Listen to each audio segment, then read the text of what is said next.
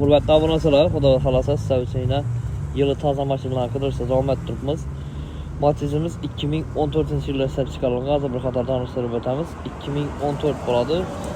Baloqlari o'rta holatda o'tdi. Metal setan hamma o'lcha bor. Kraskasi, zang churiklari ishlangan ekan aslida. Salonlari motor holatda o'tdi. Chexol polik, Mercedes deflektorlar qo'yilgan. 99 ming yurtda obunachilar. Benzindan, gazdan yuraveradi yana salonlari. O'ta holatda o'tdi. Motoviy salonlari kemtishkadan chiqib tayyor turibdi obunachilar. Avtokuyda chiqarib beramiz. Xorazm viloyati va Qoraqalpog'iston Respublikasini 8 million so'm bilan avtokuyda chiqadi.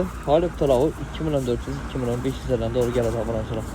Yana 2014 99 ming probeg, kraskasi zangchilik, motor xodoyimda ishi yo'q, metandan, benzindan yuriydi xudo xolasa.